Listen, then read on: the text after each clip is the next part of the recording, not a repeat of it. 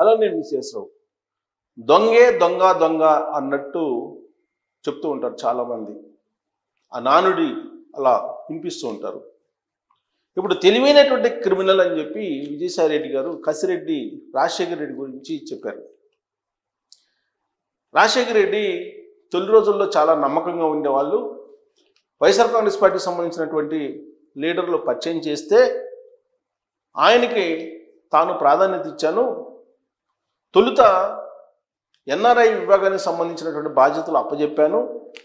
ఆ తర్వాత ఆయన పనితీరు నచ్చి ఆయన సోషల్ మీడియా విభాగానికి సంబంధించినటువంటి బాధ్యతలు అప్పచెప్పాను. అది కూడా సక్సెస్ఫుల్గా చేశారు. అందుకే ప్రశాంత్ కిషోర్కి సంబంధించిన ప్రోటోకాల్ బాధ్యతలను అప్పచెప్పాను ఎన్నికల సమయంలో కసిరెడ్డి రాజశేఖర రెడ్డికి. ఆ తర్వాత ఆయన పార్టీకి, ప్రజలకు, సమాజానికి, తనకి అన్యాయం చేశారు అని చెప్పి విజయసాయి రెడ్డి గారు సిట్ ఎదుట హాజరై విచారణ ఎదుర్కొన్న తర్వాత బయటకు వచ్చిన తర్వాత మీడియాతో మాట్లాడుతూ చెప్పినటువంటి మాటలు. ఈ మాటల్ని మనం ఒక్కసారి స్క్రూటినీ చేసుకొని నిశ్చితంగా పరిశీలించి ఆయన చెప్పిన మాటల్లో అసలు నిజం ఉందా, ఆయన కసిరెడ్డి రాజశేఖర రెడ్డినే ఎందుకు టార్గెట్ చేస్తూ ఉన్నారు, కర్త కర్మ క్రియ లిక్కర్ స్కామ్లో కసిరెడ్డి రాజశేఖర రెడ్డి అని చెప్పి పదే పదే సాయిరెడ్డి ఎందుకు చెప్తూ ఉన్నారు, at the same time big బాస్ని, మిథున్ రెడ్డిని, అలాగే దినేష్ రెడ్డిని, కృష్ణమోహన్ రెడ్డిని, వీళ్ళందరినీ ఈ కేసు నుంచి బయటపడేలాగా ఆయన ప్రయత్నం చేస్తున్నాడు అనేది ఆయన మాటల్లో అంతర్లీనంగా కనిపిస్తూ ఉంది. ఎందుకనంటే ఈ లిక్కర్ పాలసీకి సంబంధించి 2 సార్లు హైదరాబాద్లో, విజయవాడలో సమావేశాలు అయ్యారు. ఆ సమావేశాల్లో తాను కూడా ఉన్నాను అని చెప్పి ఆయన చెప్తున్నారు. ఆ సమావేశాలు ఎవరెవరు పార్టిసిపేట్ చేశారు అని అంటే లిస్ట్ చెప్తున్నారు. సత్యప్రసాద్, సద్దుల శ్రీధర్ రెడ్డి, కసిరెడ్డి రాజశేఖర్ రెడ్డి, ఆయన తోడల్లుడు, అలాగే మిథున్ రెడ్డి, వీళ్ళ పేర్లు చెప్తున్నారు. మరి వీళ్ళు ఏం మాట్లాడుకున్నారు ఆ 2 మీటింగుల్లో అంటే నాకు తెలియదు అని అంటున్నారు. మీటింగు జరిగింది తెలుసు, అక్కడ ఎవరెవరు పార్టిసిపేట్ చేశారనేది తెలుసు, కానీ అక్కడ లిక్కర్ పాలసీలో ఏం తీసుకున్నారో, ఏ నిర్ణయాలు తీసుకున్నారో తెలియదు నాకు. ఇది పూర్తి సమాచారం మీకు కావాలంటే కసిరెడ్డి రాజశేఖర రెడ్డిని తీసుకొచ్చి విచారించండి అని చెప్పి సిట్ పోలీసులు చెప్తున్నారు సాయిరెడ్డి గారు. అంతేకాదు ఆయన ఏం చెప్తున్నారు, మరి అక్రమాలు జరిగినాయి అని చెప్తున్నారు కదా, అక్రమాలు జరిగినప్పుడు ఆ డబ్బు ఎక్కడికి పోయింది అని అడిగితే తెలియదు. బిగ్ బాస్కి వెళ్ళిందా తాడేపల్లిలో అని అంటే తెలియదు. ఇది ఆయన చెప్పినటువంటి సమాధానం. అంతేకాదు ఇవాళకి కూడా జగన్మోహన్ రెడ్డి గారికి ఈ మధ్యలో ఉండేటువంటి టీం తనను దూరం చేసింది అనేటువంటి ఒక బాధ ఆయన మాటల్లో అంతర్లీనంగా కనిపించింది. ఆయన ఏదో వేల కోట్ల రూపాయలు సంపాదించాడని చెప్పేసి జగన్మోహన్ రెడ్డి గారికి చెప్తే జగన్మోహన్ రెడ్డి గారు ఆయన్ని దూరంగా పెట్టారు అనేటువంటి అభిప్రాయాన్ని మీడియా ముఖంగా వెల్లడించారు. అంటే జగన్మోహన్ రెడ్డి గారు మంచోళ్లే, జగన్మోహన్ రెడ్డి గారి ప్రమేయం ఉందో లేదో లిక్కర్ స్కామ్లో ఆయనకి తెలియదు. ఒకవైపు ఏమో జగన్మోహన్ రెడ్డి గారు మంచోళ్ళేనని చెప్తున్నారు, మధ్యలో ఉండేటువంటి వాళ్ళు అంతా చేస్తున్నారని చెప్తున్నారు. మరి లిక్కర్ స్కామ్ డబ్బులు ఎక్కడికి వెళ్ళి అంటే తెలియదు అని చెప్తున్నారు. మరి వీళ్ళు 2 సార్లు మీటింగ్ అయ్యారు కదా, మీటింగ్ అయినటువంటి వాళ్ళు ఏం పాలసీలు తీసుకున్నారు, ఎలా డబ్బును డైవర్ట్ చేశారంటే అది తెలియదు, కసిరెడ్డిని తీసుకొచ్చి విచారిస్తే తెలుస్తుందని చెప్తున్నారు. కసిరెడ్డిని వైఎస్ఆర్ కాంగ్రెస్ పార్టీలో ఉండేటువంటి కొంతమంది పరిచయం చేస్తేనే నాకు తెలుసు, లేదంటే నాకు అసలు తెలియదు అని అంటున్నారు. మరి తెలియనటువంటి వాళ్ళకి, అవగాహన లేనటువంటి వాళ్ళకి, నమ్మకం లేనటువంటి వాళ్ళకి ఎవరైనా 100 కోట్ల రూపాయలు అప్పు ఇప్పిస్తారా? కానీ విజయసాయి రెడ్డి గారు 100 కోట్ల రూపాయలు అప్పు ఇప్పించారు. ఎవరికి? కసిరెడ్డి రాజశేఖర రెడ్డికి. ఎవరి ద్వారా ఇప్పించారు? అరవిందో శరత్ చంద్రారెడ్డి ద్వారా ఇప్పించారు. ఆ శరత్ చంద్రారెడ్డి ఆల్రెడీ కవిత లిక్కర్ స్కామ్, ఢిల్లీ లిక్కర్ స్కామ్లో ఆయన ఉన్నారు, ఒక నిందితుడు. మరి దీనంతటికీ కూడా దక్షిణ భారతదేశానికి సంబంధించిన కింగ్ పిన్గా కవిత వ్యవహరించారనేది సిబిఐ, ఈడీ చెప్తోంది. విచారణ చేశారు, ఆవిడని తీహార్ జైలుకి పంపించారు. తీహార్ జైలు నుంచి ఆవిడ బయటకు వచ్చారు. శరత్ చంద్రారెడ్డి అప్రూవ్డ్గా మారారు. ఇవన్నీ జరిగినాయి. మరి ఈ లిక్కర్ స్కామ్లో ఏం జరిగింది అనేది విజయసాయిరెడ్డి గారికి తెలియదు. కానీ ఆయనేమో బేసికల్గా ఆడిటరు. ఏ విధంగా రాజశేఖర రెడ్డి డబ్బులు తరలించాడు అనేది కూడా ఆయనకు అవగాహన లేదు, ఆయన చెప్తున్న మాటల దాని ప్రకారం. కానీ బయటకు వస్తున్నటువంటి న్యూస్ ప్రకారం, సిట్ పోలీసులు అనుమానిస్తున్న దాని ప్రకారం 7 అంచెలు ఏర్పాటు చేసుకొని వాటి ద్వారా కొన్ని వేల కోట్ల రూపాయలని కసిరెడ్డి తరలించారు హవాలా రూపంలో. కొన్నిట్లేమో జ్యువెలరీ షాపులకి తరలించారు, మరికొన్నింటిలేమో రియల్ ఎస్టేట్కి, ఇంకొంతేమో సినిమా ఇండస్ట్రీకి ఇలా తరలించారని చెప్పేసి న్యూస్ వస్తూ ఉంది. ఇదంతా తనకు తెలియదని చెప్తున్నారు సాయిరెడ్డి. రాజకీయాలకు దూరంగా ఉంటాను, వ్యవసాయానికి పరిమితం అన్నారు. ఇప్పుడేమంటున్నారు? రాజకీయాలకు మళ్ళీ రావడమా రాకపోవడం అనేది నా ఇష్టం అని చెప్పి అంటున్నారు. అంటే అసలు ఎవరిని మెప్పించడానికి, ఎవరిని రక్షించడానికి, ఎవరిని ఈ కేసుల నుంచి బయటకు పడవేయడానికి సాయిరెడ్డి గారు ఇలాంటి సన్నాయి నొక్కులు నొక్కుతూ విచారణకి హాజరయ్యారు అని చెప్పి అనుమానాలు వ్యక్తం చేసేటువంటి వాళ్ళు అనేక మంది ఉన్నారు. సిట్ పోలీసులు ఏమో విజయసాయిరెడ్డి గారు ఏది చెప్తే అది రాసుకున్నారు. క్రాస్ ఎగ్జామినేషన్ చేశారా అని అంటే వాళ్ళు అడిగిన దానికి తెలియదని చెప్పి ఈయన చెప్తున్నారు, ఏదైనా సందేహాలు ఉంటే అడిగితే. బట్ ఈయన అప్పు ఇప్పించింది ఎవరి కంపెనీకి ఇప్పించారు? ఈయన ఇప్పించింది అడాన్ కంపెనీకి. అడాన్ అనేటువంటి కంపెనీకి 60 కోట్లు. అలాగే మరో కంపెనీ డీ కార్డ్ అనేటువంటి కంపెనీకి మరొక 40 కోట్లు అప్పు ఇప్పించారు సాయిరెడ్డి గారు. ఎవరి ద్వారా?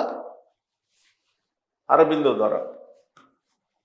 అరబిందో శరత్ చంద్రారెడ్డి ద్వారా ఈ డబ్బులు ఇప్పించారు.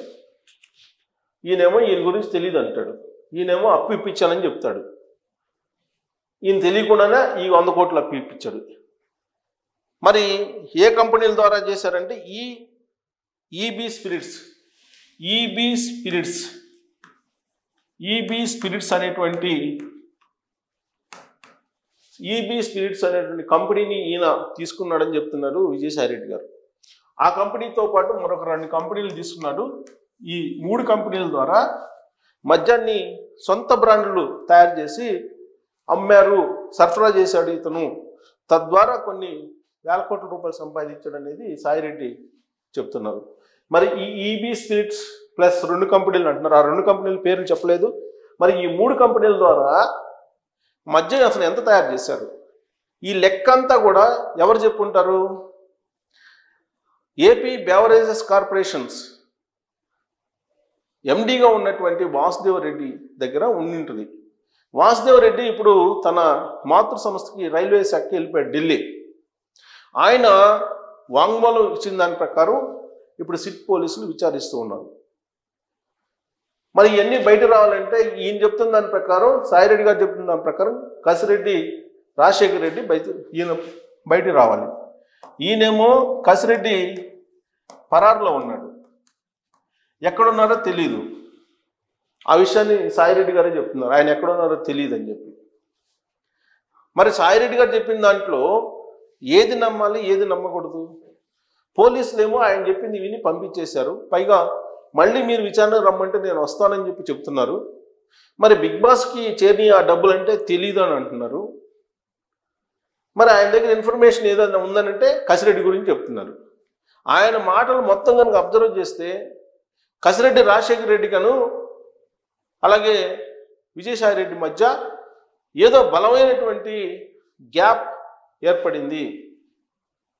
అసలు ఇతని వల్లనే వైఎస్ఆర్ కాంగ్రెస్ పార్టీ నుంచి జగన్మోహన్ రెడ్డి గారి నుంచి దూరం కావాల్సి వస్తుంది అనేటువంటి బాధను పరోక్షంగా విజయసాయి రెడ్డి గారు మీడియా ముందు వ్యక్తం చేసినట్టు ఆ ప్రెస్ మీట్ని బట్టి ఆయన మాటలను బట్టి అర్థమవుతుంది. ఇప్పుడు మిథున్ రెడ్డి ఈ కేసు లిక్కర్ స్కామ్కి సంబంధించిన కేసుని ఎదుర్కొంటున్నారు, విచారణకు హాజరయ్యారు. ఆయన ఆల్రెడీ సుప్రీంకోర్టు నుంచి కొన్ని రక్షణ సంబంధించినటువంటి ఆదేశాలను తీసుకొచ్చుకున్నారు. వాటి నడుమ విచారణ సాగించాలంటే మిథున్ రెడ్డి ఏం చెప్తే అది రాసుకోవడం తప్పితే విచారణ అధికారులు మిథున్ రెడ్డిని క్రాస్ ఎగ్జామినేషన్ చేసేటువంటి పరిస్థితి కానీ, లేదా విచారణాధికారులు తమకు ఉన్నటువంటి పద్ధతుల ద్వారా సమాచారం రాబట్టేటువంటి పరిస్థితి ఉండకపోవచ్చు. ఇలాంటి పరిస్థితుల్లో ఈ కేసు మొత్తాన్ని ఏం చేయదలుచుకున్నారు వీళ్ళందరూ కలిసి? ఒకవైపు ఏమో కసిరెడ్డి రాజశేఖర రెడ్డి పారిపోయారు, ఎక్కడికి వెళ్ళారో తెలియదు, విదేశాల్లో ఉన్నారా ఎక్కడున్నారో తెలియదు. మళ్ళా పోలీసులు ఎదుటికి వచ్చేటప్పటికి ఆయన మానసికమైనటువంటి పరిస్థితి ఎలా ఉంటుందో కూడా తెలియదు. ఎందుకంటే గతం తాలూకు కేసులు వాటి పర్యవసానాల్ని మనం గుర్తు చేసుకుంటే వివేకానంద రెడ్డి గారి మర్డర్ కేసు, తర్వాత సాక్షుల వ్యవహారాలు కానీ, లేదు కోడికత్తి సీనుకు సంబంధించినటువంటి కేసు దాని పర్యవసానం కానీ, లేదు పరిటాల రవికి సంబంధించినటువంటి మర్డరు దాని సాక్షులు ఎలా అంతమయ్యారు దాని పర్యవసానం, ఇవన్నీ కనుక చూస్తే కసిరెడ్డి ఏ పరిస్థితుల్లో పోలీసుల దగ్గర హాజరవుతారో కూడా అంచనా వేయలేనటువంటి పరిస్థితి ఉంది. సో ఇలాంటి పరిస్థితుల్లో ఈ కేసుని విజయసాయి రెడ్డి గారు తాను చెప్తాను, తానున్నాను, తాను తెలిసినవన్నీ చెప్తానని ముందుకు వస్తున్నాడు ఆయనే స్వచ్ఛందంగా. ఎందుకు వస్తున్నారు అనేది అదొక పెద్ద $1 మిలియన్ ప్రశ్న. అసలు ఇప్పుడున్న రాజకీయాల్లో నేను తట్టుకోలేకపోతున్నాను అంటున్నాడు. ఆయనంత చాణక్య రాజకీయాలు నడిపేటువంటి వాళ్ళు బహుశా తెలుగు రాష్ట్రాల్లో లేరు అనేటువంటి భావన తెలుగుదేశం పార్టీలో ఉంది. ప్రత్యేకించి చంద్రబాబు గారిలో ఆ ఒపీనియన్ ఉంది. ఎందుకంటే వీలున్నంత వరకు ఢిల్లీ మెట్లు ఎక్కకుండా విజయసాయి రెడ్డి గారిని నిలువరించే ప్రయత్నం చంద్రబాబు గారు చేశారు, రాజ్యసభ ఎంపిక కాకుండా తొలి రోజుల్లో. కానీ ఆయన ఢిల్లీకి వెళ్ళిన తర్వాత జగన్మోహన్ రెడ్డి గారి యొక్క గ్రాఫ్ పెరగడం, ఢిల్లీ బీజేపీ పెద్దల యొక్క ఆశీస్సులు పుష్కలంగా లభించడం, ఇవన్నీ కూడా జరిగాయి. ఇదంతా కూడా సాయిరెడ్డి గారి లైజనింగ్ కారణంగానే సాధ్యమయ్యాయని చెప్పి ఆయన గురించి తెలిసినటువంటి వాళ్ళు చెప్తారు. ఈవెన్ పార్లమెంట్ లాబీల్లో hi Vijay how are you అని చెప్పి నరేంద్ర మోడీ గారు పలకరించారని అంటే ఏ స్థాయిలో అతను లైజనింగ్ చేసి ఉంటారు ఢిల్లీ బీజేపీ పెద్దలు అని చెప్పి అంచనా వేసుకోవచ్చు. మరి అలాంటి విజయసాయి రెడ్డి గారు ఇప్పుడున్నటువంటి రాజకీయాలు, సమకాలీన రాజకీయాల్లో నేను ఎమడలేను అని చెప్పి వైఎస్ఆర్ కాంగ్రెస్ పార్టీకి రాజీనామా చేసి, ఆ పార్టీ రాజ్యసభకు కూడా రాజీనామా చేసి బయటకు వచ్చి ఆయన లిక్కర్ స్కామ్లో ఏదో జరిగిందని చెప్పి చెప్పడానికి ప్రయత్నం చేస్తున్నారు అని అంటే ఈ ఆపరేషన్ని మనం ఏమనాలి? అంటే యుద్ధ విద్యల్లో చాలా ఉంటాయి. కోర్ట్ అనేది ఒకటి మనకు అందరికీ తెలిసిందే. అలా కాకుండా సొంత మనుషుల్లాగానే లోపలికి జొరబడి యుద్ధానికి సంబంధించినటువంటి యుద్ధ నీతిని తప్పి లీకులు చేస్తూ ప్రత్యర్థుల్ని చిత్తు చేసేటువంటి విద్యలు కొన్ని ఉంటాయి. మరి అలాంటి వాటిని ఇప్పుడు అనుసరిస్తున్నారా, లేదంటే యుద్ధ నీతి ప్రకారమే ఆయన అడుగులు వేస్తున్నట్టు కనిపిస్తుందా? ఇప్పుడు ఆయన చెప్తున్న వాంగ్మూలాన్ని చూస్తే లిక్కర్ స్కామ్ నుంచి సేఫ్ సైడ్గా బిగ్ బాస్ని బయటకు తీసుకొచ్చేటువంటి ప్రయత్నం చేస్తున్నట్టు మీకు అనిపిస్తుందా? లేదంటే కసిరెడ్డి మీద కసి తీర్చుకోవడానికి విజయసాయి రెడ్డి గారు ఈ ప్రయత్నం చేస్తున్నట్టు కనిపిస్తుందా? లేదా ఆయన చెప్పినటువంటి మాటలను ఎంతవరకు విశ్వసించవచ్చు? దీని మీద మీకున్నటువంటి అభిప్రాయం ఏంటనేది తెలియజేయచ్చు. Thank you.